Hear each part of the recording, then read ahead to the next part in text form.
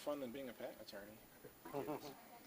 I really don't use any different strategy in any tournament or cash game I play. You need to look at the situation you're in and make the best decision possible at that moment.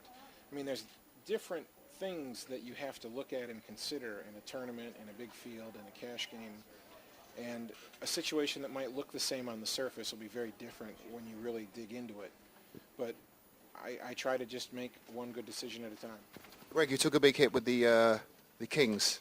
Yes. It was tough to come back from. Only have $4 million, no big deal. Yeah.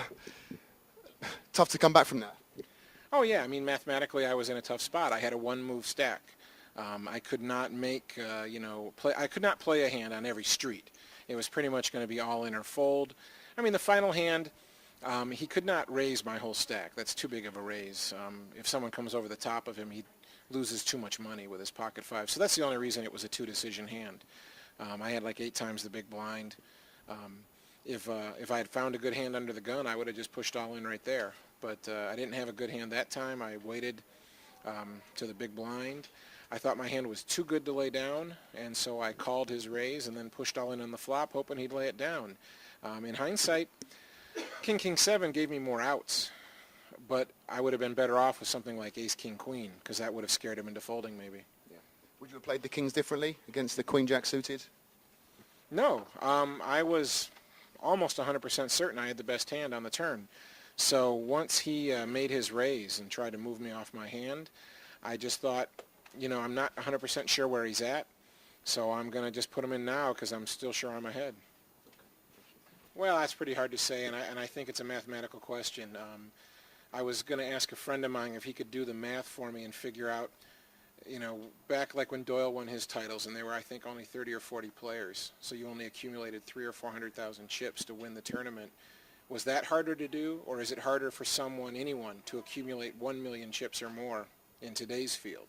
I mean, obviously we've had many people. We'll probably have anywhere from 60 to 100 people if we went back and could count everyone's stack at every moment in time where they had 1 million or more chips at one point in this tournament.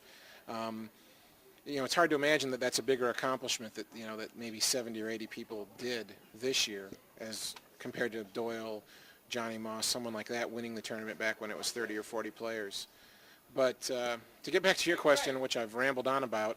Greg, you busted me, Greg. I'm sorry. I know, Tim. I'm very sad. I didn't see a thing. Ace Queen gets 2 tens. I flopped the 10. You got runner, filled up. That sucks. Pretty much. That's even worse than yours. You believe that?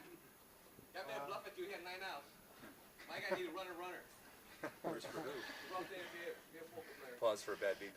This is the bad beat lounge. Well, I guess someone said before, I mean, they said the pros aren't going to win this year because of the size of the field, and, maybe the size of the field is coming back to bite some of us right now. But I'm sorry, your question again about the accomplishment. I don't see how I can call this the greatest accomplishment ever because when I look at some of the other things that are typically looked at, Doyle winning back-to-back, Johnny Chan winning first, and second, Stu Unger winning 3 times, Dan Harrington making the 2 final tables against the huge fields.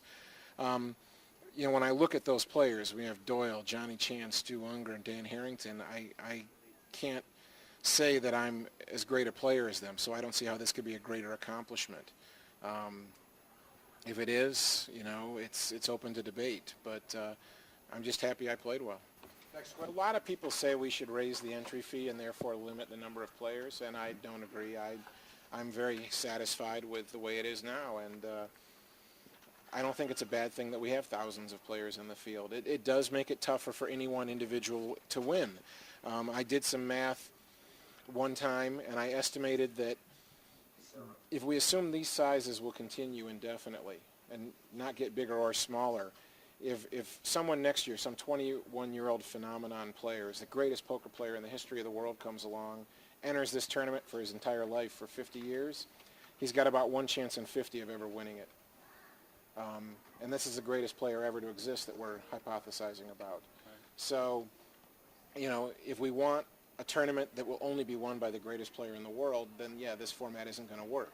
Unfortunately, if we want to make sure that it's the greatest player who wins the tournament, it's going to have to be about 6 months long. That doesn't sound like a good idea either, really. I mean, The problem with that, I mean, I've also heard the theory of these circuit events becoming preliminary events into the main event. Right. Like you say, kind of like super satellites into the main event. But I don't see why that would be a great idea either. I mean, I think it's a great tournament now.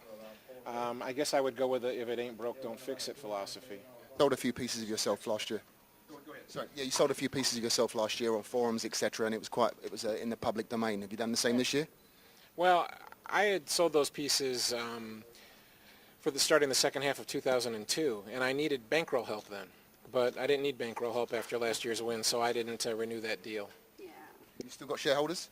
No. You paid them all off. Yeah, they had originally invested $500 per share, and they got $36,000 per share. The return. Good stock. Yeah, Still friends, but not financial supporters. that's right. Next question is over here, please.